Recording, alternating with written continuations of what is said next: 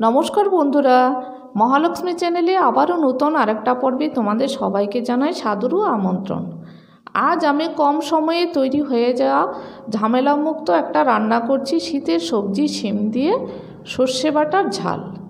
এর জন্য প্রথমেই একটা বাটিতে 2 চামচ সর্ষের গুঁড়া, অল্প পরিমাণে লবণ ও জল দিয়ে ভিজিয়ে রেখেছি। আর ছোটো সাইজের একটা টমেটো কুচি, কিছুটা পরিমাণে ধনেপাতা কুচি, 8-10টা চিড়ে রাখা কাঁচা পাকা লঙ্কা, 2 কোয়া থেতো করা রসুন ও 10-12টা শিম নিয়েছি। প্রথমে প্যানে লবণ দিয়ে সর্ষের তেলের মধ্যে শিমগুলোকে ভেজে নেব। শিমগুলোকে নেড়ে চেড়ে উল্টে পাল্টে ভেজে নিচ্ছি। শিমগুলি ভাজা হয়ে গেল, নামিয়ে নিলাম। সেই তেলের মধ্যেই দিয়ে দিলাম থেতো করা রসুনটা।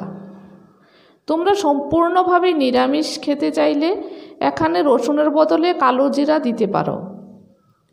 রসুনটা দিয়ে একটু নাড়াচাড়া করে দিয়ে দিচ্ছি চিড়ে রাখা 5-6টা কাঁচা লঙ্কা। কাঁচা লঙ্কাটা দিয়ে একটু নেড়ে দিয়ে দিলাম ভিজিয়ে রাখা সর্ষের গুঁড়োটা, দিয়ে আবারও নেড়ে দিলাম। তারপর দিয়ে দিলাম কুচি করে রাখা টমেটো, আর দিয়ে দিলাম 1/2 চামচ হলুদ গুঁড়ো, দিয়ে আবারও মশলাটাকে কষিয়ে নিলাম। তারপর দিয়ে দিলাম সামান্য পরিমাণে জল ও পরিমাণ মতো লবণ, দিয়ে লবণের সাথে টমেটোটাকে নরম করে নিলাম। তারপর দিয়ে দিলাম পরিমাণ মতো জল।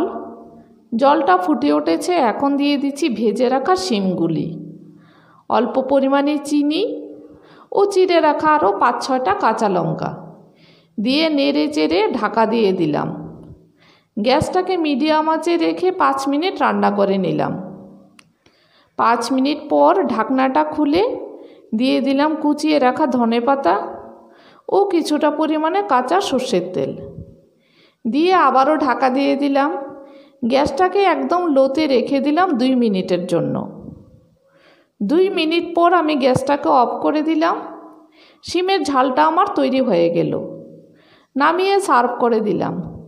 গরম গরম ভাতের সঙ্গে এই শিমের ঝালটা মেখে খেতে অপূর্ব লাগে। রেসিপিটা যদি তোমাদের ভালো লাগে তাহলে অবশ্যই আমার চ্যানেলটাকে লাইক, শেয়ার ও সাবস্ক্রাইব করার জন্য অনুরোধ করছি।